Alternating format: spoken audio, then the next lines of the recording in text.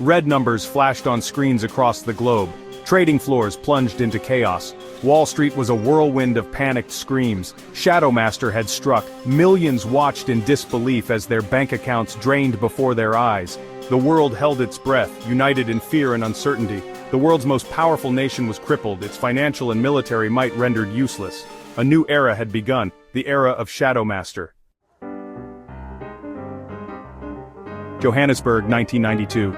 A young boy named Theo huddled in a corner, his small frame racked with sobs. Bullies taunted him, their laughter echoing in the dusty schoolyard. He found solace in books, immersing himself in worlds of stars and galaxies. But the pain of rejection festered, morphing into a burning ambition. Theo vowed to never be weak again. He would amass power enough to make the world tremble at his feet. Theo's brilliance was undeniable. He excelled in mathematics and physics, earning scholarships that took him from the slums of Johannesburg to MIT. He dove deep into the world of satellite technology, his mind set on bending the digital world to his will. He learned to hack, to manipulate, to control. He built his own network, a constellation of satellites orbiting the Earth, watching, waiting. His alter ego, Shadow Master, was born. With each successful hack, each system brought to its knees, Shadow Master's confidence grew. He was no longer the scared boy in the schoolyard. He was the puppet master, and the world was his stage.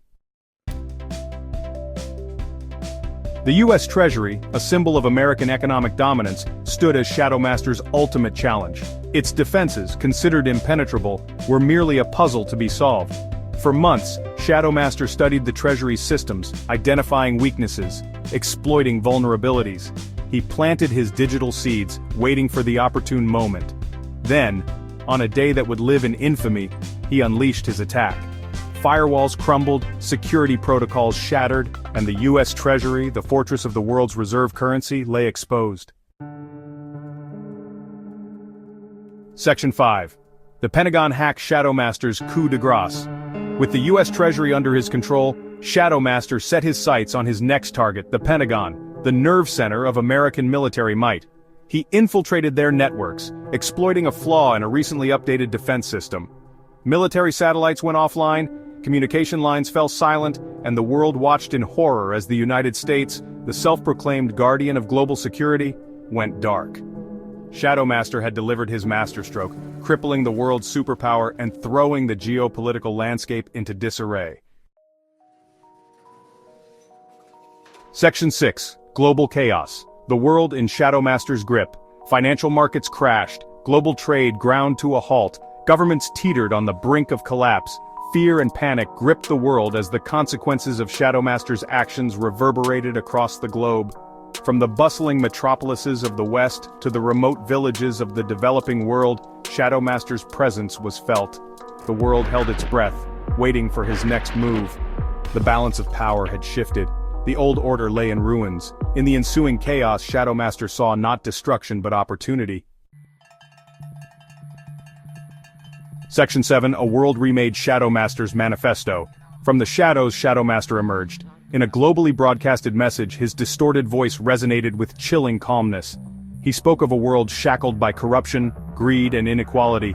He promised a new world order, one where power resided not with governments and corporations, but with the people. He would be the shepherd, guiding humanity towards a brighter future, even if it meant ruling with an iron fist. His words, a blend of idealism and chilling pragmatism, resonated with some, terrified others. The world was divided, caught between the fear of the present and the uncertainty of the future. Section 8. Seeds of Resistance. The fight back begins. However, even in the darkest hour, hope flickered. From the ashes of the old world, a resistance began to emerge. Intelligence agencies, crippled but not broken, pooled their resources. Cybersecurity experts worked tirelessly to counter Shadow Master's digital fortress. Whispers of a coordinated effort, a global task force dedicated to bringing Shadow Master down, began to circulate.